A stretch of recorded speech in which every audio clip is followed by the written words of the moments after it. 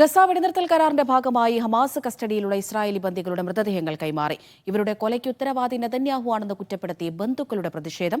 ഇസ്രായേലിലെ national forensic ഇൻസ്റ്റിറ്റ്യൂട്ടിലേക്ക് മാറ്റിയ മൃതദേഹങ്ങൾ പരിശോധനയ്ക്ക് വിധേയമാക്കും. ശനിയാഴ്ച ഹമാസ് 6 ബന്ദികളെ കൂടി കൈമാറും. റഫ അതിർത്തിയിൽ ഇസ്രായേൽ തടഞ്ഞ ട്രക്കുകളിൽ ചിലത് ഗസയിലേക്ക് കടത്തിവിട്ടു. MC നാസർ ദുബൈയിൽ നിന്ന് വിവരങ്ങൾ നൽകാനായി ചേരുന്നുണ്ട്. നാസർ, ഹമാസിന്റെ കസ്റ്റഡിയിലുള്ള മൃതദേഹങ്ങൾ കൈമാറും, പകരം ഇസ്രായേലി ബന്ദികളെ കൈമാറുമെന്നാണല്ലോ അറിയിച്ചിട്ടുണ്ടായിരുന്നത്. എത്ര മൃതദേഹങ്ങളാണ് ഹമാസ് ഇസ്രായേലിന് വിട്ടു നൽകിയത്? ഈ ബന്ദി കൈമാറ്റം ഇന്ന് നടന്നോ? അവിടുത്തെ 4 മൃതദേഹങ്ങളാണ് കൈമാറിയിരിക്കുന്നത്. നേരത്തെ റിപ്പോർട്ട് ചെയ്തതുപോലെ തന്നെ ബിബാസ് എന്ന അമ്മയുടെയും 2 കുട്ടികളുടെയും മൃതദേഹങ്ങൾ, അതോടൊപ്പം തന്നെ ഒരു 83-കാരൻ്റെ മൃതദേഹവും. ഈ 4 പേരെയും കൊലപ്പെടുത്തിയത് ഇസ്രായേലിൻ്റെ വ്യോമാക്രമണത്തിലാണ്.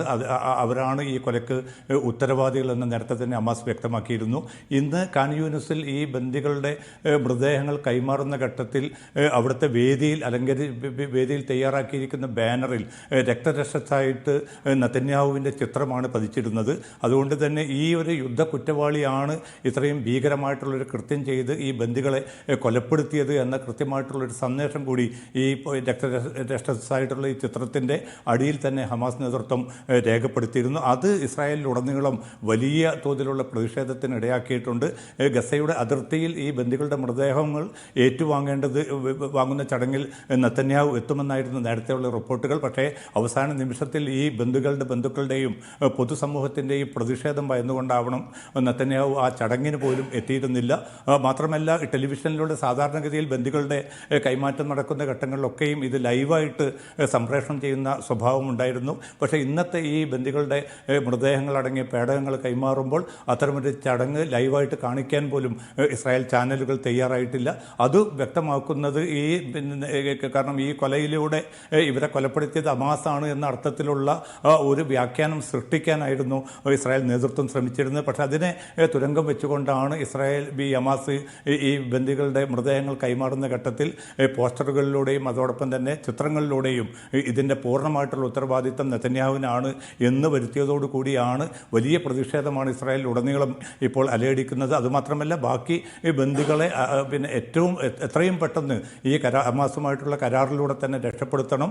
ആ ബന്ദികളുടെ ജീവൻ അപകടത്തിലാക്കിയാൽ ഒരു നിലക്കും തങ്ങൾ അടങ്ങിയിരിക്കുകയില്ല എന്ന കൃത്യമായിട്ടുള്ള ഒരു സന്ദേശം കൂടിയാണ് ബന്ധുക്കൾ നൽകിക്കൊണ്ടിരിക്കുന്നത്. അതോടൊപ്പം തന്നെയാണ് ഇപ്പോൾ ഏറ്റവും അവസാനമായി വരുന്ന റിപ്പോർട്ടുകൾ.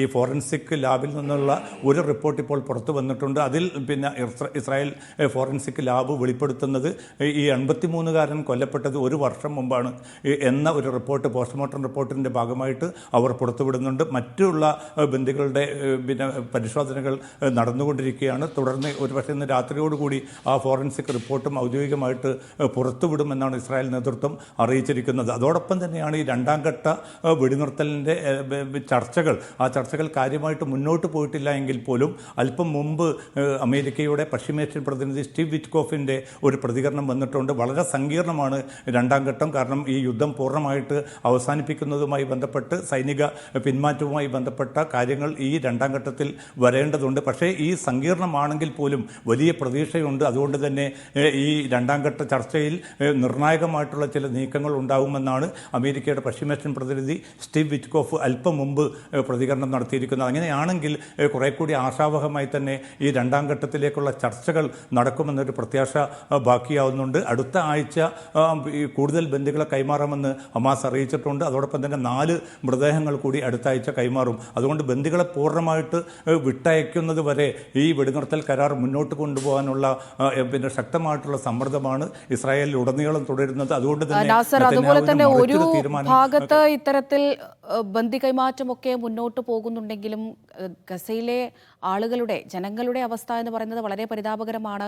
കൃത്യമായി അവർക്ക് സഹായങ്ങളൊന്നും തന്നെ ലഭ്യമാകുന്നില്ല. നമുക്കറിയാം, ഇസ്രായേൽ ഈ റഫ അതിർത്തിയിൽ ട്രക്കുകളൊക്കെ തടഞ്ഞു വെക്കുകയാണ്. ആ കാര്യത്തിൽ എന്തെങ്കിലും മാറ്റം ഉണ്ടായിട്ടുണ്ടോ? സഹായം എത്തിക്കാൻ കഴിയുന്നുണ്ടോ നിലവിലിപ്പോൾ? അവിടെ എന്തായാലും പിന്നെ വളരെ ഗുണപരമായിട്ടുള്ള ഒരു പക്ഷേ പോസിറ്റീവായിട്ടുള്ള ചില നീക്കങ്ങൾ ഇന്ന് നടന്നിട്ടുണ്ട്. കാരണം കഴിഞ്ഞ കുറേ ദിവസങ്ങളായി കെട്ടിക്കിടന്ന ഈ യന്ത്രസാമഗ്രികളിൽ ചിലത് അത്തരം ട്രക്കുകൾ ഇന്ന് ഗസയിലേക്ക് കടത്തിവിട്ടിട്ടുണ്ട്. അത് വലിയ തോതിൽ അല്ല, വളരെ പരിമിതമായ തോതിലാണെങ്കിൽ പോലും ആ ട്രക്കുകൾ പിന്നെ ഗസയിലേക്ക് കടത്തിവിടാൻ ഇസ്രായേൽ നേതൃത്വം ഇന്ന് തയ്യാറായത് ഈ മൃതദേഹങ്ങൾ കൈമാറാനും അതോടൊപ്പം തന്നെ ശനിയാഴ്ച 6 ബന്ദികളെ കൈമാറാനും ഹമാസ് കൈക്കൊണ്ട ആ തീരുമാനം മധ്യസ്ഥ രാജ്യങ്ങളുടെ ഇടപെടൽ വലിയ തോതിൽ ഫലം കാണുന്നു എന്നാണ് ഈ ട്രക്കുകൾ ഇന്ന് ചെറിയ തോതിലാണെങ്കിൽ പോലും ഗസയിലേക്ക് കടത്തിവിടുന്നതിൽ നിന്ന് വ്യക്തമാകുന്നത്. അതോടൊപ്പം തന്നെയാണ് നേരത്തെ പിന്നെ സൂചിപ്പിച്ചതുപോലെ സ്റ്റീവ് വിറ്റ്കോഫിൻ്റെ മറ്റൊരു പ്രതികരണം, പിന്നെ ട്രംപിൻ്റെ ഗസ പദ്ധതിയെ കുറെ കൂടി ഒരു മയത്തിലുള്ള ഒരു പ്രതികരണമാണ് ഇന്ന് സ്റ്റീവ് വിറ്റ്കോഫ് നടത്തിയിരിക്കുന്നത്. കാരണം ഗസയിൽ നിന്ന് ഫലസ്തീനികൾ പിന്തള്ളുക എന്നത് ട്രംപിൻ്റെ ലക്ഷ്യമല്ല. ഒന്നുകിൽ ഫലസ്തീനികളെ അവിടെ തന്നെ സുരക്ഷിതമായി നിർത്തുക, അതല്ല എങ്കിൽ വളരെ മെച്ചപ്പെട്ട ഒരു അവസ്ഥയിലേക്ക് ഫലസ്തീനികളെ കൊണ്ടുപോവുക എന്നതല്ലാതെ ഫലസ്തീനികളെ വംശീയമായിട്ട് ഉന്മൂലനം ചെയ്യുക എന്നത് ട്രംപിൻ്റെ അജണ്ടയല്ല എന്ന് ഈ അറബ് രാജ്യങ്ങളിൽ, പ്രത്യേകിച്ച് UAE-യിലും സൗദി അറേബ്യയിലും ഖത്തറിലും പിന്നെ US വിദേശകാര്യ സെക്രട്ടറി കൂടി നടത്തിയിരിക്കുന്ന ആ ചർച്ചയ്ക്കിടെയാണ് ഒരു പക്ഷേ ഈ രാജ്യങ്ങളുടെ പ്രതികരണം കൂടി കണക്കിലെടുത്തുകൊണ്ട് വലിയൊരു നയംമാറ്റത്തിൻ്റെ സൂചന കൂടിയാണ് സ്റ്റീവ് വിറ്റ്കോഫിൻ്റെ പ്രതികരണത്തിൽ ഇപ്പോൾ ഉള്ളത്. എന്തായാലും ട്രംപിൻ്റെ ആ പദ്ധതിയുമായിട്ട് അമേരിക്ക ആ അർത്ഥത്തിൽ മുന്നോട്ട് പോകാനുള്ള സാധ്യത ഈ സമ്മർദ്ദത്തിലൂടെ ഉണ്ടാകില്ല എന്ന വലിയൊരു സൂചന കൂടി ഇപ്പോൾ പുറത്തുവിടുന്നുണ്ട്. അമൃത. ശരി, MC നാസറാണ് ദുബൈയിൽ നിന്ന് വിശദമായ വിവരങ്ങൾ നൽകിയത്.